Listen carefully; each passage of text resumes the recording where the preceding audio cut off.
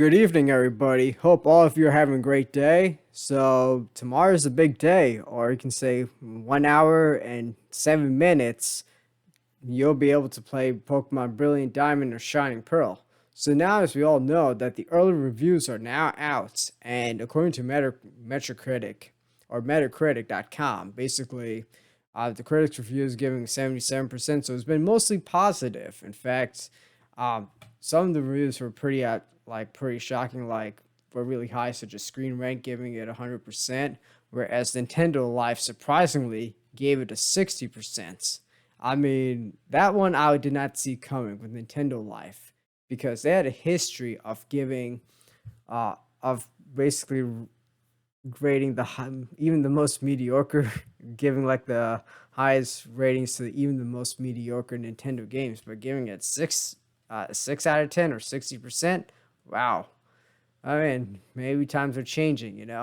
But anyway, I mean, so basically, what I've seen, like just by the trailers and all, it seems like, basically, it just seems like a what they like to call a faithful remake. But when I meant by faithful, it means like it's just gonna be just a copy and paste of Pokemon Brilliant. I mean, Pokemon Diamond and Pearl with just a fresh coat of paint. That's what I viewed it as. And in fact, with the chibi models and some clean HD textures, yeah, I mean that's what the game pretty much looks like. But let's go look at the reviews from Screen Rant, which gave it like a 10 out of 10 or 100%. So it says that the newly remastered Pokemon Brilliant Diamond and Shining Pearl keeps faithful to the classic games and adds much needed quality of life adjustments. So that is true because, as you can see, that these games were developed by Ilka. They're not developed by Game Freak. I mean, it would have been kind of interesting to see how Game Freak would have approached it, but they're giving to Ilka, so this is the first crack on working on a remake for a Pokemon game. Now, basically, it says that it's going right here. It says manages to stay true to his 2006 DS roots, and yes, and it says that it also with constant changes and additions that the Pokemon series has gone through. Brilliant Diamond and Shining Pearl are a nice trip back to the simpler days of Pokemon past. Yeah, I think we kind of, in a way, I kind of agree that. In fact, despite all the advances that the series has made, it's good to take a step back in time. But at the same time, we kind of want some new features and all. So basically, so basically, down here is just showing that the changes in Brilliant Diamond and Shining Pearl.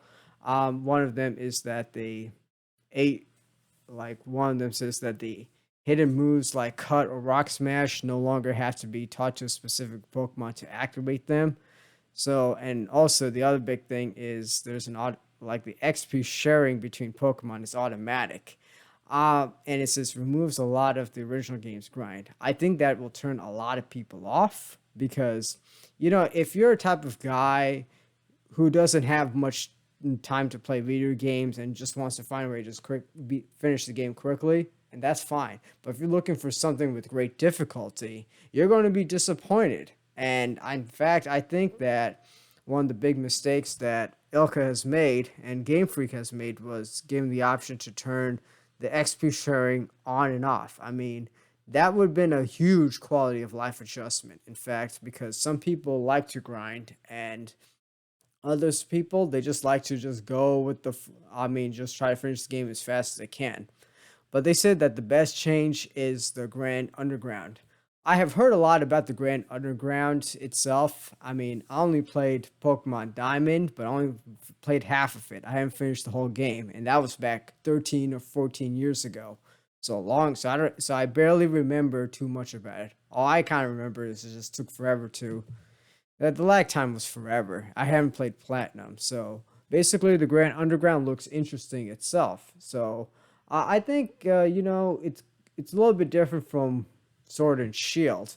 So um, so it's definitely different from Sword and Shield in that case. But and then there's also I also think like another big change was the when they came out with the trailer of the Raminescence Park, which is or Ramasis Park, which shows all the legendary Pokemon which you can capture. I mean, I think that's a pretty cool feature itself. So that's something I would like to take try um I like to check out. Like hopefully I get that for because I'm buying the game like tomorrow evening, and I look forward to that. Now we're going to go on to another review. This one is from Nintendo Life, which gave it a 6.3 out of 10. Man, I think even Sword and Shield score higher than that. And Sword and Shield, if you guys remember, was sharply divided by fans. I mean, it was like, yo, if you saw Metacritic, that thing got review bombed. But the thing is, despite it being review bombed, that game has now sold 22 million copies and looks like it's about to surpass the gold and silver to Gen 2. So Sword and Shield will be the second best selling generation behind Kanto. So I find that interesting. But when you look at some of the you can see that they had cleaned it up compared to the first trailer.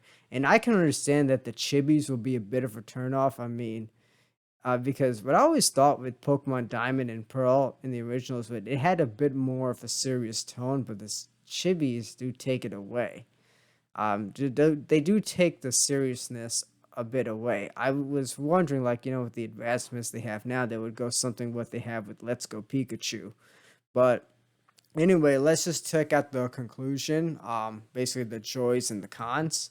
So basically, they said the Grand Underground fills out the subpar Gen 4 decks. The incredible soundtrack has never sounded better. Can't disagree with that. I mean, every Pokemon game out there pretty much has an amazing soundtrack. I mean, I think most of the budget goes to the soundtrack itself. Smart changes to the HMs. Okay, that's a good quality of life change. Now, the cons. The art style is a downgrade from the original. Yeah, I mean, I think the chibis will be a turnoff. Once again, like I said before, they should have stuck with the one with the Let's Go Pikachu, or they should have made some enhanced attempt with basically with Sword and Shield and try to make it a little bit more better. And also no overworld spawns in Sinnoh. Yeah, I think they're saving that for Legends Arceus or Arceus. And yeah, I can see why some people are disappointed, as because with the wild area in Sword and Shield, that was actually one of the fun parts. I mean, although it did get boring at times, but at least they took a risk trying to do something, give a slight open world element with the wild area. And I was hoping they would do something with that with the Sinnoh region, but this seems to be a copy and paste look, a complete copy and paste from the DS version with just enhanced HD graphics. And it's just lacking platinum features. Now, I haven't played Pokemon Platinum, but I heard great things about it. That was a vast improvement to the original Diamond and Pearl version. And so basically, maybe they'll do a DLC for that. I hope they do. I mean, I wouldn't be surprised considering that they did a DLC for Sword and Shield. Then they say overleveling is easy. As we had mentioned before, the XP sharing, I think that's turning a lot of fans off. I mean, but it seems that once again, I this is something they can easily correct. Game Freak or whoever's developing these games, give that feature to turn on and off, and that's it. It doesn't take a rocket scientist to figure that out. Now we go on to you can say the reviews which were on par with the Metacritic score, which was from comicbook.com. Now, this one gave it 80 out of 100. So it says that Brilliant Diamond, Shining Pearl, an old game with a fresh coat of paint. I mean, that's pretty much what I had said before. So basically, it gives a good. It does lean, like it says right here, it says leans hard into nostalgia. And it says bring back the Pokemon teams you by the gym leaders and trainers right down to the original moves. Right down to their moves and the original levels. So basically, yes, it is a copy and paste for. It is a copy and paste with an enhanced soundtrack, but the problem is that the big I think like the disappointment for some people is I think they were expecting the Heart Gold and Soul Silver like edition, something like that. And unfortunately, this does not come close. Or they were expecting something like Fire. I mean, what is that? Omega Ruby and Alpha Sapphire at least have some quality of life improvements. Or I think deep down people wanted some more platinum, some features from Pokemon Platinum. I think that could have made a difference. I mean, based on these reviews that I'm looking at, like even if you did not like the chibi art style, but if you had some features from the Platinum and as well as some and also had the option to remove the EXP share, I think the reviews would have been higher, like 77%. Okay, that's a C plus, for grade school standards. But then again, it was not developed by Game Freak. It was developed by Ilka. So this is their first shot at it. Now the only way to see if this game's success is by seeing what the sales are within the end of the year or within the end of close to the end of next year to see what it's like. I predict like the game will probably because it's Pokemon. I'm not sure if it'll sell 10 million. Maybe it would sell close to 10, maybe.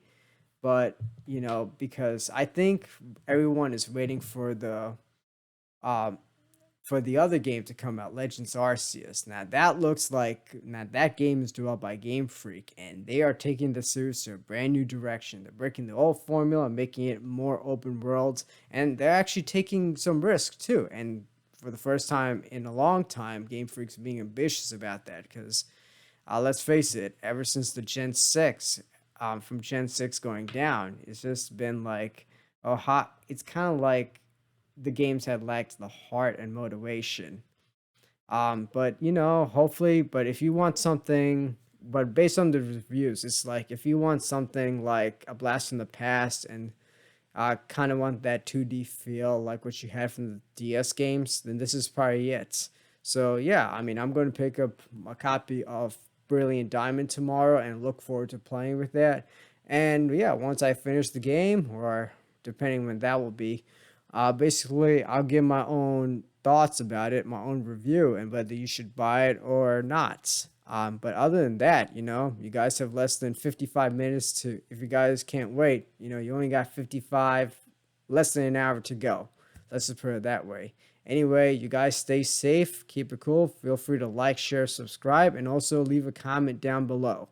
Thank you, and you have a wonderful day.